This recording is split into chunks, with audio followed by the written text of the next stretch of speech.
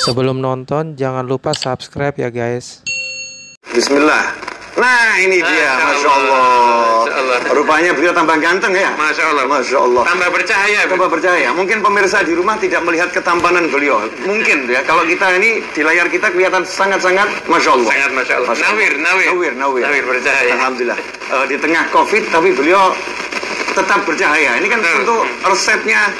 Iya, ini yang harus kita gali ini. Apa resepnya apa nih? Banyak orang kalau wajahnya lusuh, lungset. Ustaz Abdul Somad masih seger dan selalu seger insya Allah. Insya Allah. Amin.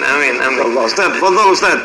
Beri kami arahan ini. Apa yang harus dilakukan nih biar bisa semakin mantap dalam menjalani kehidupan. Kemudian juga bisa seger terus di tengah kata orang badai COVID ini. Ya, di tengah badai COVID-19 yang timbul banyak problematika baik rumah tangga, ekonomi dan lain sebagainya. Untuk satu waktu buat antum sampai kapanpun boleh. Jazakallah khairan. Bismillahirrahmanirrahim. Assalamualaikum warahmatullahi wabarakatuh. Alhamdulillah wassalatu wassalamu ala Rasulillah wa ala alihi wa sahbihi wa man da'a bi da'watihi wastanna bi sunnatihi. Allahumma salli ala sayyidina wa syafi'ina wa dhukrina wa maulana Muhammad wa ala alihi at-tayyibin at-tahirin wa ashabihi al-mayamin wa man tabi'ahu ila yaumiddin. Sayyidi al-Habib Muhammad Habib Novel hafizahumullah matta'ana Allahu bi tuli umrihima. Wa saya amat sangat tersanjung kita satu majelis dengan Habib Muhammad, dengan Habib Novel. Tadi saya ditanya apa jurusnya supaya kita bisa tetap tegar ketika dihembus oleh angin badai wabah COVID-19 ini. Maka Sayyidina Muhammad SAW dulu berpesan, man ya'ish ba'di, siapa yang hidup setelah aku, fasayarawna ikhtilafan katsira, dia akan melihat kekacauan yang amat sangat banyak. Kalau hidup di akhir zaman, pasti dia akan mengalami gonjang-ganjing, kacau balau, hiruk pikuk yang amat sangat banyak. Masalah politik, sosial, budaya, pertahanan, ekonomi, keamanan. Kalau kamu mau kuat, maka tempat kamu berpegang jangan pohon kayu, karena pohon kayu pun saat itu tumbang. Jangan berpegang pada batu, karena batu pun saat itu hancur. Tapi berpeganglah kamu kepada dua. Yang pertama kitabullah Al-Quran. Yang kedua tempat kamu berpegang adalah itrati ahli baiti, keluargaku, kata Nabi SAW. Keluarga Nabi Muhammad SAW adalah zuriat beliau, para habaib.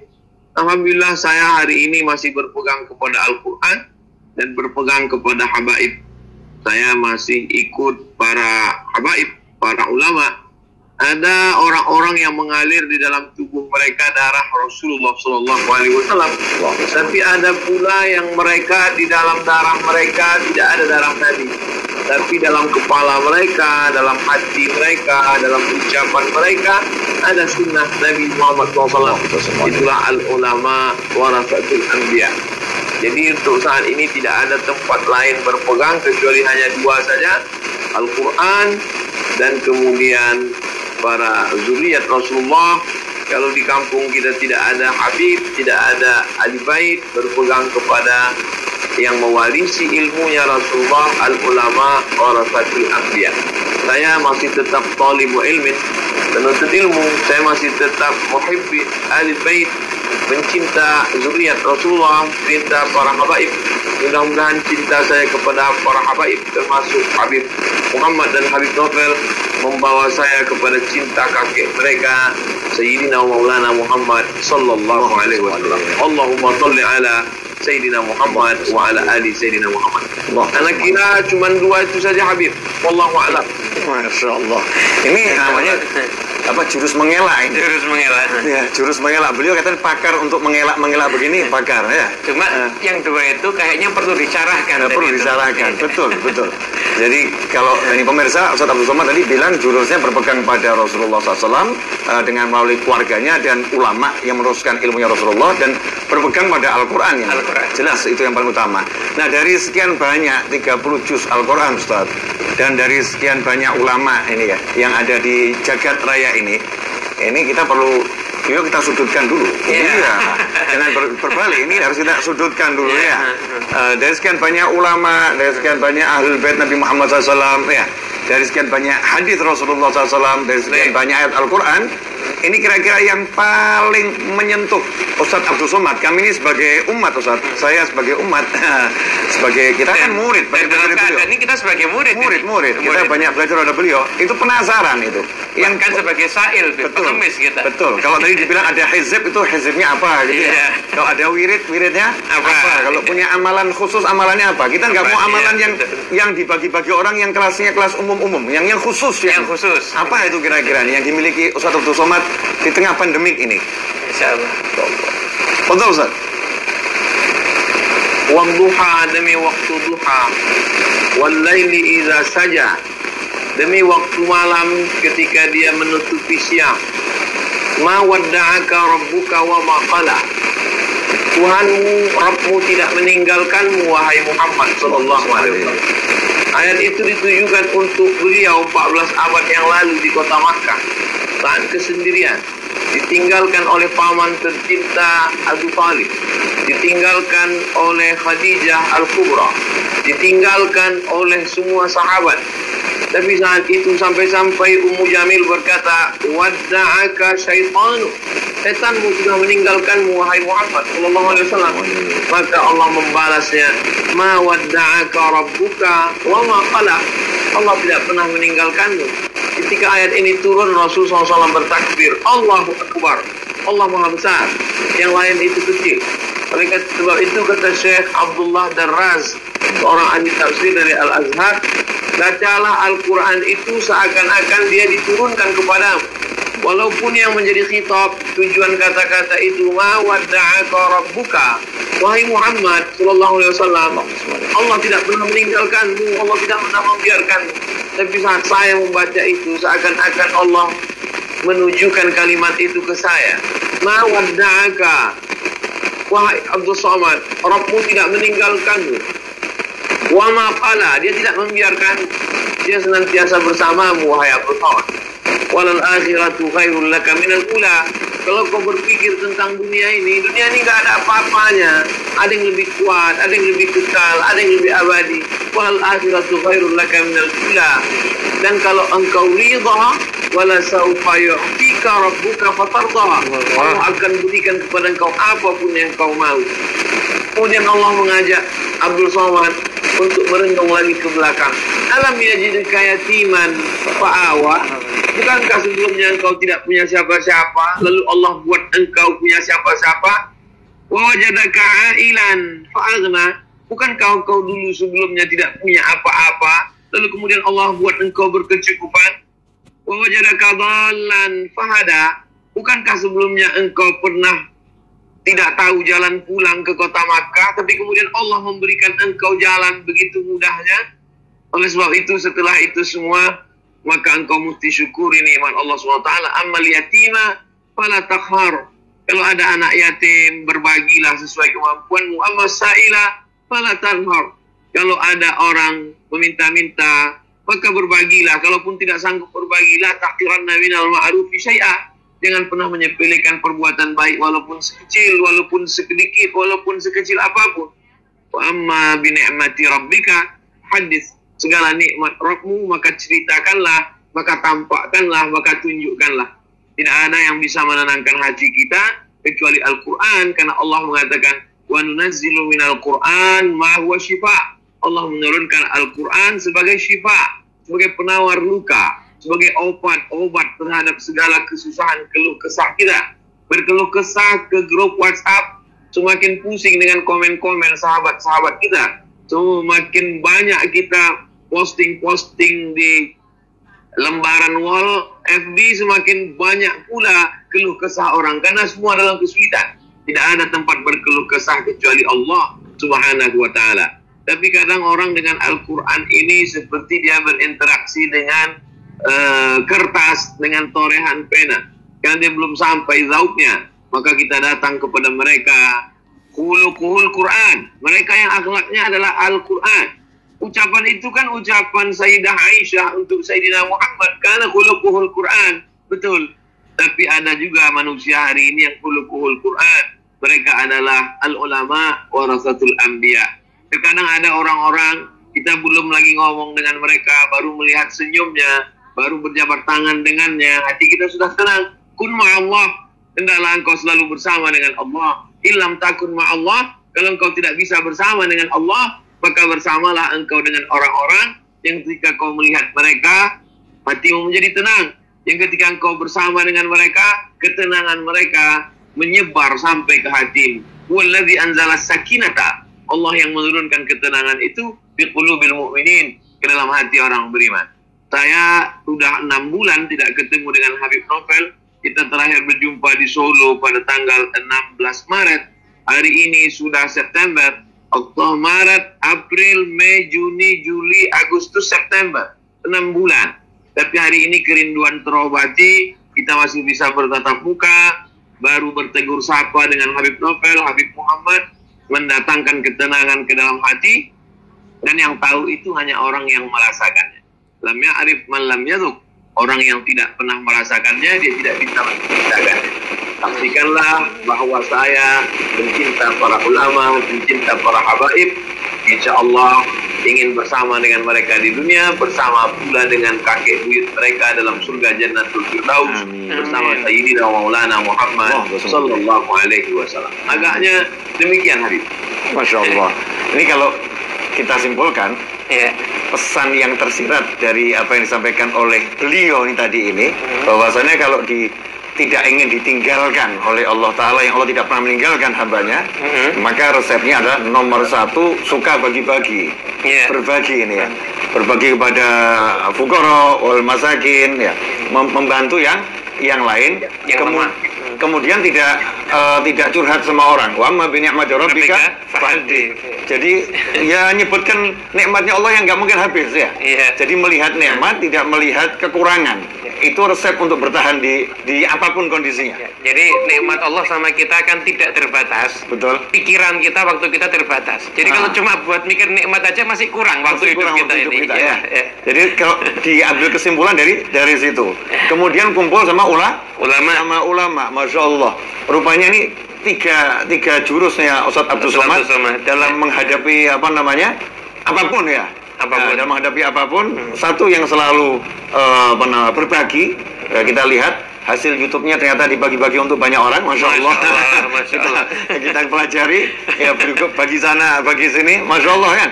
Kemudian beliau selalu nyebut-nyebut nikmat Allah Subhanahu wa Ta'ala. Wa amma bi ni'mati rabbika fahaddits, termasuk kita dianggap nikmat, Habib. Ya. Alhamdulillah. Kita dianggap nikmat ya. Kemudian kumpul sama para ulama. Siapapun ulamanya, beliau suka berkumpul, apalagi dengan anak cucu Nabi Muhammad sallallahu alaihi wasallam. Pemirsa dimanapun Anda berada, inilah Ustadz Abdul Somad di dalam menghadapi pandemik. Selalu berbagi, kemudian selalu mengajak orang dekat sama ulama. Selalu mengajak orang untuk mensyukuri apa yang diberikan Allah Subhanahu wa Ta'ala. Pak Muhammad, apa yang mau ditanyakan sama beliau ini, mumpung nih waktunya mahal nih. Ini kita mau gali terus ya. Kita harus menggali terus ya. Jadi Ustadz, di antaranya mungkin tadi yang poin yang Ustadz sampaikan, masalah bagaimana kita ini agar punya hubungan dengan Quran, tadi kan juga disampaikan juga. Jadi masyarakat kita saat ini sebenarnya kepingin, Ustaz, punya hubungan dengan Al-Quran. Tapi untuk solusi bagi mereka yang belum bisa membaca Al-Quran dan ingin punya hubungan dengan Al-Quran, Ustaz, gimana? Apakah cukup kalau hanya lihat mushaf aja? Kan ada yang bilang lihat mushaf juga ibadah soalnya, Beb. Kalau cukup dia dengan lihat mushaf aja, atau ada upaya-upaya yang lain, misalkan dia belajar udah, cuma mungkin karena keterbatasan waktu, usia dan lain sebagainya, itu jadi terhambat. Mungkin kiat-kiatnya gimana agar orang-orang awam, terutama seperti kami ini, bisa punya hubungan dengan Al-Quran dan menyadari kalau Al-Quran itu benar-benar penting dalam kehidupan kita, Ustaz. Fadhol Ustaz Abdul Somad. Ini kami kali ini pengen nanya terus. Rajim wa idza quri'al Qur'an, kalau Quran dibacakan fastami'u lahu, dengar baik-baik, wa ansitu, lalu kemudian diam, la'allakum turhamun, mudah-mudahan turun rahmat. Rahmat itu seperti burung yang sedang berada di pohon kayu, dia mau menuju ke suatu lokasi yang kira-kira ada makanan di sana, ada bunga-bunga di sana, maka dia sedang melihat, memantau, mau hinggap kemana. Begitu dia dengar ada di sana bacaan-bacaan Al-Quran, maka dia segera mendekat. Begitulah rahmat itu turun. Oleh sebab itu ketika kita mendengar ada Habib baca Quran, ada majelis khataman Quran, ada para qari baca Quran, maka kita dengarkan. Fastami'u lahu wa ansitu, dengar baik-baik, tenang, diam, hormati, jangan cekikikan, jangan kurang adab, jangan sampai tidak ada akhlak bersama firman Allah. Maka Allah berjanji, la'allakum, kalau sudah la'alla, maka itu pasti rahmat Allah Subhanahu wa ta'ala turun. Inilah level yang paling rendah, hanya mendengar saja. Bagaimana lantunan-lantunan itu dibacakan oleh para habaib, bagaimana lantunan-lantunan itu dibacakan oleh para ulama. A'udzu billahi minasy syaithanir rajim. Bismillahirrahmanirrahim. Qul lan yusibana illa ma kataballahu lana huwa maulana.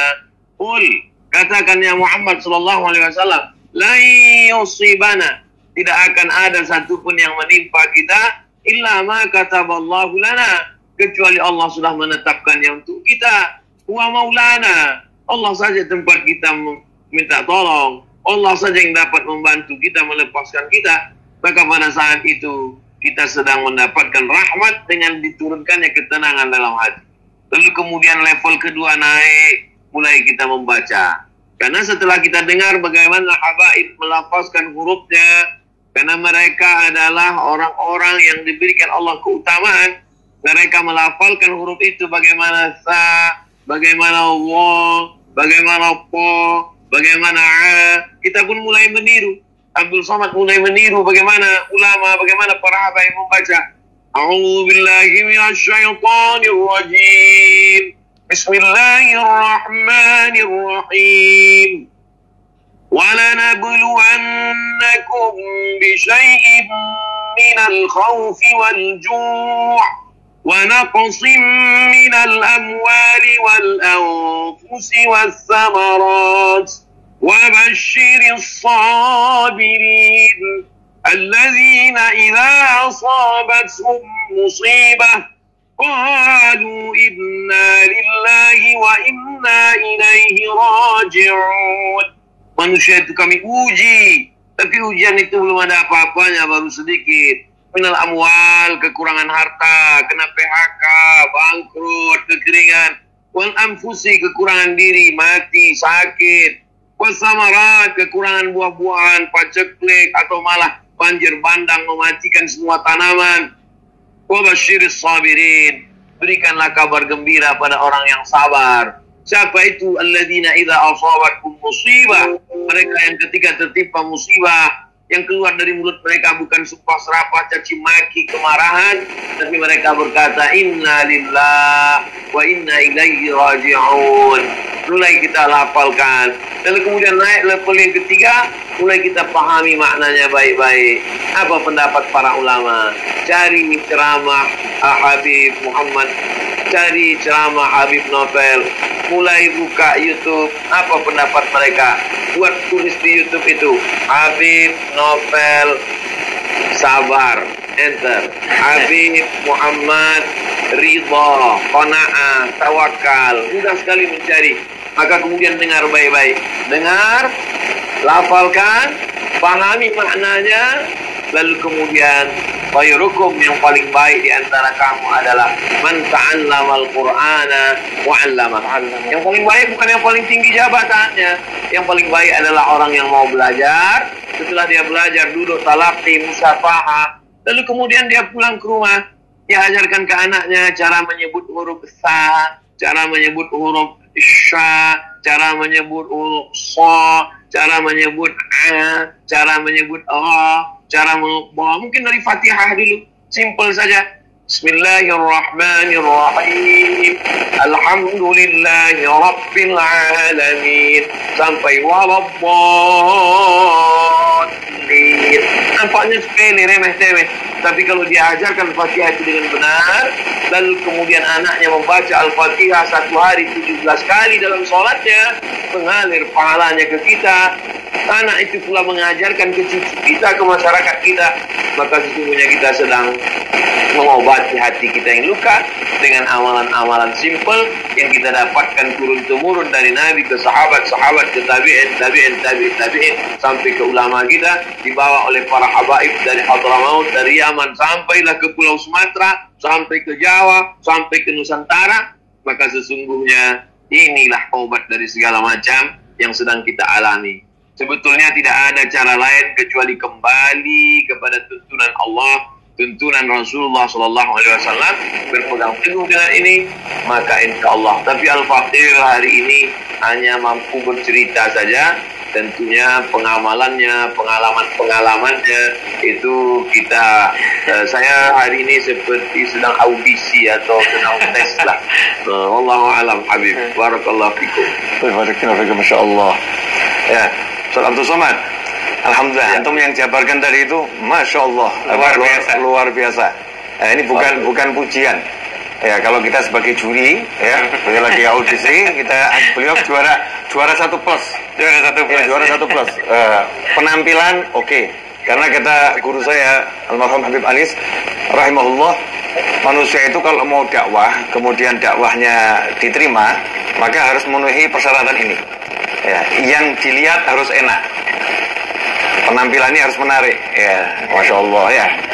Beliau lihat nih, dari mulai peci, baju batiknya yang berbunga-bunga, ini isyarat apa? Wallahu a'lam.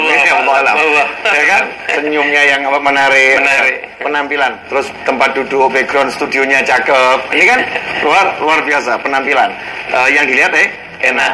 Kemudian yang didengar enak. Suaranya bagus. Sound systemnya cakep. Ya.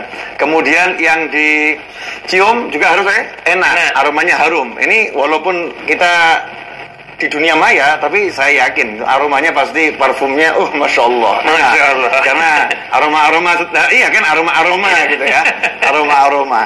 Kemudian yang terakhir yang diicipi harus enak. Nah, Anda pengen nyuguhin Habib, yang diicipi enak. Ini kita di sini minum kopi Ustaz. Ini ada kopi di sini. Anda mewakili antum semua untuk ngicipi kopi gitu ya. Bismillah. Bismillah. Alhamdulillah, itu trik mubalik untuk minum kopi. Jadi yang diincipi harus enak. Nah, kalau udah yang dilihat enak, yang didengar enak, yang dicium enak, dicium enak, maka di hati jadinya enak. Di hati enak, nyes, masuk itu ya ilmunya. Makanya para habaib dan para ulama terdahulu, mereka mengatakan, kami letakkan rahasia ilmu kami itu di makanan-makanan kami. Jadi para ulama terdahulu, mereka suka mengumpulkan umat untuk dengar qasidah, ya, dengan qiraatul Quran. Kemudian mereka pakai pakaian-pakaian yang dilihat itu menyenangkan. Setelah itu ada aroma gahru, menyan, ya, kata orang menyan, dikelilingkan gitu, aroma gahru dibakar. Sekarang aromaterapi. Aromaterapi. Kemudian yang dimakan juga enak. Nah, setelah terkumpul jadi satu, hatinya udah jadi satu. Nah, sekarang ini banyak orang berbicara tapi tidak bisa menyatukan hati. Ya, tidak bisa menyatukan hati. Ternyata para habaib mengajak orang untuk nggak banyak bicara, tapi banyak duduk, menyimak hadis, menyimak penjelasan dengan hati yang satu, dan teknik menyatukannya lewat makan. Dan itu tadi termasuk dari dibaca satu Somad, memang ngasih makan orang, at'imut ta'am. Ya, kasih makan orang, siapapun dikasih makan. Nah, di masa pandemik ini Ustaz, kalau saya baca WA saya ini mungkin satu-satunya, ya nggak satu-satunya ya, nggak satu-satunya, tapi di antara sekian banyak ustadz itu, mungkin yang nge-share nomor pribadinya ke khalayak rame, bahkan ditaruh di YouTube, mungkin saya salah satu yang melakukan itu, yang lain belum. Nah, kenapa nomor pribadi saya share, silahkan semua kirim pesan ke saya, tujuannya cuma satu, pengen belajar mendengar. mendengar dan melihat. Karena cara terbaik kita tahu problemnya masyarakat adalah kita open, kita buka. Ya kalau saya nemuin orang satu persatu di rumah nggak mungkin, waktunya nggak cukup. Tapi kalau orang bertamu ke handphone saya, insya Allah saya akan lihat. Ya, saya akan lihat, saya akan baca sehingga saya tahu problemnya itu apa. Dan seperti yang saya katakan semalam, problemnya orang sekarang mumet, pusing kepalanya, kepalanya pusing. Katanya ini COVID ini apa ini COVID ini? Cuman gara-gara si COVID ini pekerjaan saya hancur. Gara-gara si COVID ini rumah tangga saya hancur. Gara-gara si COVID disalahkan. Akhirnya COVID-nya itu ngeluh ke saya, Ustaz. Habib, saya ini korban, Habib. Saya ini difitnah, Habib. Katanya COVID ini menyebabkan gini. Saya ini korban. Saya tidak menyebabkan apa-apa ini. Ini masyarakat lebay. Ya, masyarakat lebay terhadap saya. Saya kan nggak ada masalah apa-apa. Saya nggak ada masalah apa-apa. Ini sekarang banyak orang menyalahkan COVID-nya. Padahal masalah bukan di COVID-nya. Masalahnya adalah di hati orang-orang yang hidup di masa kini. Hatinya takut mati, hatinya takut kehilangan dunia, hatinya takut kehilangan harta, hatinya takut kehilangan pangkat, hatinya takut kehilangan segala sesuatu selain Allah, tapi nggak takut kehilangan Allah Subhanahu wa Ta'ala. Hatinya tidak bersama Allah, hatinya tidak menemukan Allah. Jadi tenangnya bukan dengan kul huwallahu ahad Allahus samad, tapi tenangnya dengan selain Allah Subhanahu wa Ta'ala. Semua WA yang masuk rata-rata itu keluh kesah urusan al-fulusu wal duitu. Keluh kesah urusan duit, fulus, jabatan, di PHK dan lain sebagainya. Saya hampir nggak ketemu orang yang WA, Habib kenapa saya sholat nggak bisa khusyuk. Hampir nggak ketemu. Hampir nggak ketemu orang yang kirim pesan WhatsApp, kenapa saya sholat nggak bisa khusyuk. Itu hampir nggak ketemu. Atau orang yang nangis, Habib saya kenapa hari ini nggak bisa sedekah. Itu nggak ketemu saya, nggak ketemu. Tapi Habib kenapa saya ini kok dalam hidup selalu begini terus jatuh dan jatuh. Semua keluh kesah masalah kehilangan dunia dan lain sebagainya. Ini Ustadz yang saya temukan dari pesan WhatsApp yang masuk, penyakit yang dialami oleh hati-hati kita ini di akhir zaman ini, penyakit khauful faqr. Kadal faqru ayyakuna kufran. Qala ba'd ulama yakni khauful faqr. Bukan fakirnya tapi khauful faqr. Hampir-hampir kefakiran itu buat seorang kufur. Maka dikatakan oleh para ulama maknanya bukan kefakiran, karena begitu banyak dalil menunjukkan justru orang-orang fakir itu dicintai Allah Subhanahu wa Ta'ala. Orang-orang fakir masuk surga lebih cepat daripada orang-orang kaya. Bahkan Nabi SAW ingin berkumpul bersama orang-orang fakir. Rasulullah ingin kumpul bersama mereka. Maka diterangkan oleh ulama bukan masalah kefakirannya, tapi rasa takut fakir. Siapapun orangnya, orangnya hartanya banyak yang takut fakir. Nah, yang repot udah nggak punya duit takut fakir. Sudah fakir takut fakir. Nah, ini yang paling repot. Insyaallah. Ini Ustaz, kalau yang antum temuin seperti apa Ustaz? Sekarang ini Habib, orang sibuk dengan selain Allah.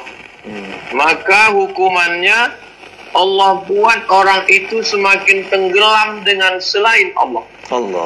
Politikus sibuk dengan selain Allah, sibuk dengan perahu, sibuk dengan supporter, sibuk dengan manusia. Maka dibuat Allah dia semakin sibuk, lupa, bahkan nggak sholat, bahkan nggak sedekah, bahkan tidak berzikir. Akhirnya begitu terus setiap hari sampai akhirnya mati. Dan kematian itu mengerikan sekali.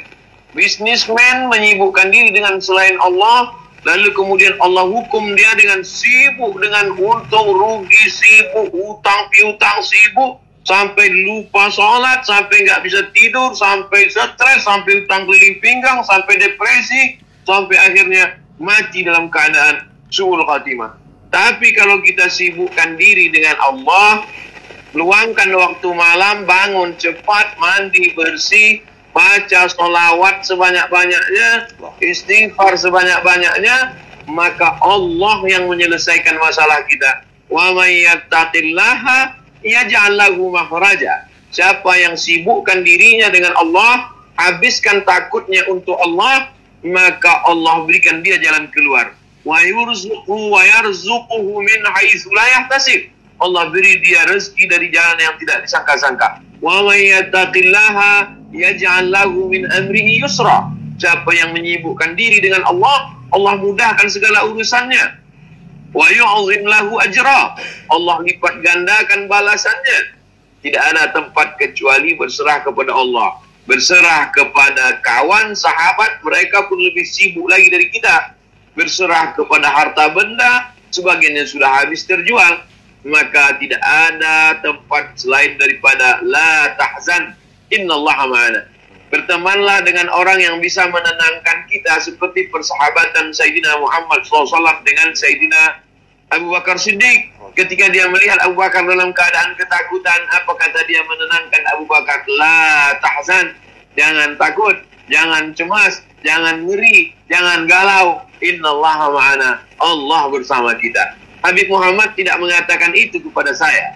Habib Novel tidak mengatakan itu kepada saya. Mereka tidak pernah mengatakan, Abdul Somad, jangan cemas, jangan takut, Allah bersama kita. Tapi mereka selalu mendoakan saya. Mereka mengajak, mereka membimbing, mereka membuat dialog. Bahasa mereka halus.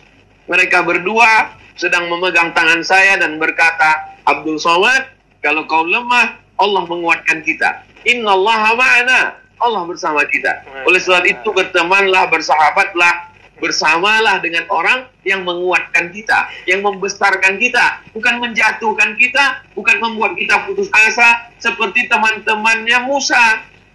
Innalamudrakun, kita akan tertangkap. Di depan kita ada laut merah, di belakang kita Fir'aun mengejar, kita akan mati, kita akan tenggelam, kita akan kehilangan, kita akan. Tapi Musa dalam kesendiriannya pun dia kuat. Apa kata Musa? Kalla, tidak. Inna ma'iya Rabbi, bersamaku ada Allah, sayahdi. Oleh sebab itu kita tidak sekuat Musa, maka kita juga tidak sekuat Abu Bakar, maka kita perlu bersama dengan orang-orang. Bagi masyarakat yang ada di Solo, oh betapa indahnya, tinggal datang ke Habib Muhammad, datang ke Habib Novel. Saya jauh di Pulau Sumatera, kalau mau ke sana mesti rapid test dulu, misalkan karantina. Tapi kebersamaan kami menatap wajah mereka, mendengarkan suara mereka, ada getaran yang masuk ke telinga, masuk ke hati, dari jantung naik ke otak, dari otak menyebar ke mata, membangkitkan semangat. Ada getaran pada tatapan, ada getaran pada pendengaran suara, ada getaran doa mereka yang masuk ke hati kita. Maka disuruh kita mencintai mereka. Allah menyaksikan, inni uhibbukuma fillah, aku mencintai Habib Muhammad, aku mencintai Habib Novel karena Allah Subhanahu wa ta'ala. Demikian Habib.